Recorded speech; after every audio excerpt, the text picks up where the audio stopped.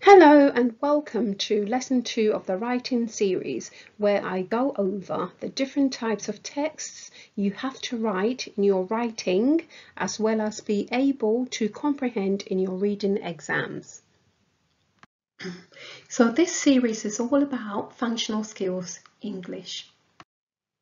So in the previous lesson, lesson 1, I provided you with an overview of what functional skills entailed, how it informs effective communication, and ways you could identify and begin to work on your own barriers or limitations when it comes to communicating effectively. In this lesson, you will become familiar with the different text types you can expect to write in your functional skills English exam. You will begin to recognize main and organizational features of text and understand the purpose of text. So what is a text? We refer to any piece of writing as text. So there are many different types of text. We have non-fiction and we have fiction. You are expected to know how to write a range of non-fiction texts for your writing exam. So the type of non-fiction text that may come up in your exams include article, letter, email, leaflet, review, report, speech. You may be asked to contribute to a forum discussion. Literally, you may be asked to write any text type in your exam. So for each text type that you may be given to write in the exam, there is a purpose. Your question will tell you for what purpose you should be writing. Now, what you need to remember in relation to purpose is that every writer who puts pen to paper to, for example, write an article has an agenda. That is their purpose. Their purpose for writing could be perhaps maybe they want to persuade the audience or the reader to buy something, or to write to provide information about, for example, a rise in knife crime, or simply describe something interesting, or provide instruction about how to do something. What you need to remember is you could be asked to write for any purpose. You just need to ask yourself, what do I do when I'm writing to persuade? You must use things like persuasive language. And for example, if you're asked to write to inform, you must make sure that your writing is factual and contains important and relevant information that backs up the information that you're providing. Okay, so how do you differentiate one text from the other? We have to consider the main features, that is, the features that make, for example, an article and a letter. So for instance, for an article, we have the title, headline, date, the author, the person who wrote the article. For a letter, you have the addresses, you have the date, the salutation, the signature at the bottom. For an email, similarly, you would have the to, from, subject, CC and attachments, and for a leaflet you have the title, images, caption, and more importantly for a leaflet, contact information. So within each text type, you would also have something we call organizational features.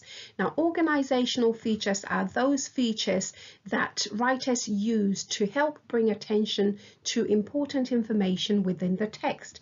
So, for example, a writer might decide to use bullet points to list important information that they would rather not write whole paragraphs on. The use of italics, bold font, images, diagrams, charts, graph, table of content, maps, and timelines. So, in a nutshell, main features are those features that go around the text. Organizational features are those features that are used within the text. Okay, so what text type would you say this is?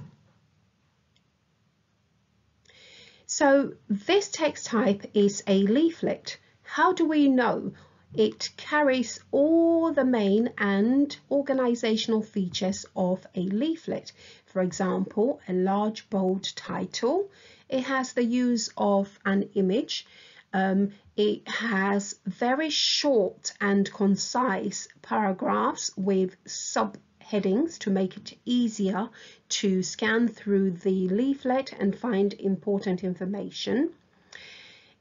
More importantly, for a leaflet, it has contact information down here as well as the NHS logo. So this is what differentiates a leaflet from an article. An article would have longer paragraphs and written in a little bit more detail. It will definitely not have a contact information at the bottom. So what about this text type? Upon first glance, we know it's a newspaper, and this text type is a newspaper article. So the main features here include the title, headline, we have the name of the reporter, and the date the article was written. As you can see, it is organized and structured to look like a newspaper article. You have the main features, and then you have the organizational features that allow you to find information easily within the text. Okay, so this text type is clearly a letter. The main features here, we have the addresses, we have the date, the salutation, and the signature at the bottom. Clearly what we have in the middle would remain the same for all the other text types. For every text type you write, you must structure it to include an introduction, main body, and conclusion. What differs for each text type is what goes around each text type, that is the main features. Okay, so here we have an example of a review.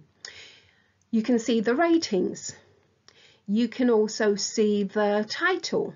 That gives you an indication of what the review is about. And you have the use of images here, but as you can see, this has not particularly been organized or structured to contain or include an introduction, main body, and conclusion. I would advise you, however, in your exam to ensure you show off to the examiner and show them that you know how to structure your writing effectively. You just need to remember what are the main features for a review, and are there any organizational features I could use to make my writing interesting or to bring attention to important information. Similarly to a leaflet, where you include a contact information, you must ensure you include a rating in your review. You don't necessarily have to draw stars. You could either choose to draw stars, or you could do both, draw the stars and write a comment to suggest that based on your review, you will rate this particular event or particular thing that service that you're reviewing a 4-star out of 5-star, for example. So why is this important? You know that you will be asked to write 2 different text types in your writing exam, and elements of identifying text types, features, and purpose may also appear in your reading exam. You would also be assessed for spelling, punctuation, and grammar, which is why the first lesson we had is important. If you haven't already watched the video, I would advise you to watch that video because it's all related. Okay, so to summarize, in your exams, you will be asked to write different text types. You must know from the question what your purpose is, and you have to know what each text type looks like. So here's what you need to ask yourself after each writing piece. Am I writing clearly? Am I stating what I mean? Am I using spelling, punctuation, and grammar correctly? Am I structuring my writing correctly? Did I understand the question? Did I use the correct main features? Did I use the appropriate organizational features? Doing this will help you immensely in your own writing as well as in your reading. So we have come to the end of this session. Would you say you are now familiar with the different text types that may come up in your functional skills English exams, organisational features of text, and the different purposes you may be asked to write for in your writing exams? I hope so. Okay, so we have come to the end of this session. Remember, good communication is the bridge between confusion and clarity. The question is, which side of the bridge are you on? Until next time, take care. Don't forget to like, subscribe and share, and I will see you in the next video. Bye.